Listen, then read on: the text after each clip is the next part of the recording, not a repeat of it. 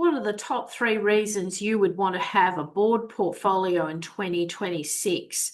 Number one, the timing is just right. You are at a point in your corporate life where you want to give back. You want to allocate the time to serving at the highest level of an organisation, contributing to managing that organisation in terms of strategy, risk management, good governance practices, and you've got the time and the space to do it, and you really want to make that contribution. So that would be one of the number one reasons you'd really want to sort of really put the emphasis on that this year. The second key reason, let's be frank, a lot of people do it for this reason. They want to develop multiple streams of income. They want to develop that pathway towards a really good level of income, maybe in the later years. So we see a lot of people doing this hybrid, where they may still have a main employment contract and they're serving on a couple of boards.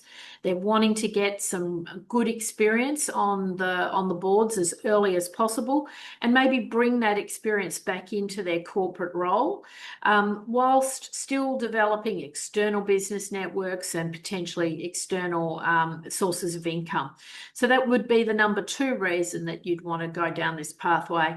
And number three, you are really, really serious about improving the management of businesses from a good governance perspective. You've got an expertise that you can tap into. You might have a specialty, whether that be cyber security, digital, ESG. You might have these areas of expertise that are really best served in a boardroom setting, and you can bring that expertise to boards and help them make the right decisions on how to run and govern those businesses. So I think it's a really interesting year ahead. We're going to see a lot of opportunity. This part of the market stays very buoyant, even when markets are up and down and there's economic cycles and crashes and all sorts of good things. The board director market tends to stay pretty stable. We have a large cohort of board directors that are nearing retirement age.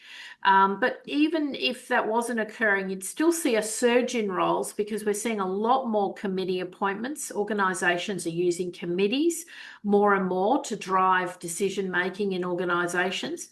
And of course, you're seeing the surge in the advisory boards. Even for ASX listed organisations, they're often appointing specialist advisors to a sort of an advisory board or a specialist committee to give advice to the board of directors. So we're seeing a lot of appointments in both the listed and the private sector, and of course there's a lot of opportunity in government and not-for-profit as well. One of the key trends we're going to see this year is certainly with the not-for-profit sector is this move towards more remunerated positions in that sector.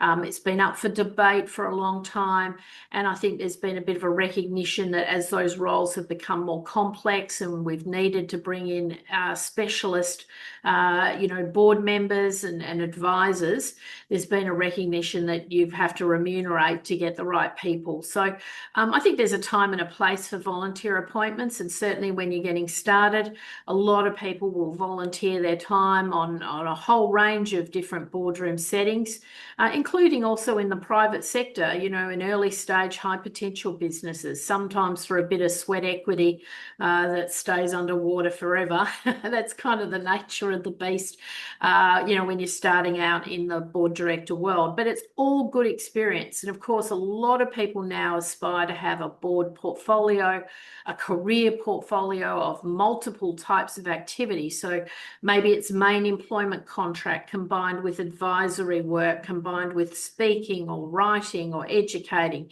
So there's a whole raft of ways that you could craft a portfolio of activity and making you the centre of that business activity. So certainly a lot of key reasons to really sort of seriously consider having a board portfolio in 2026.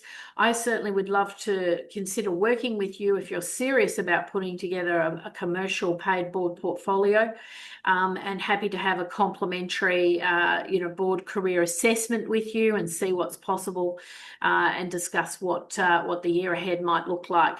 But it's certainly going to be a very interesting year ahead, and certainly a lot of activity in the board director space.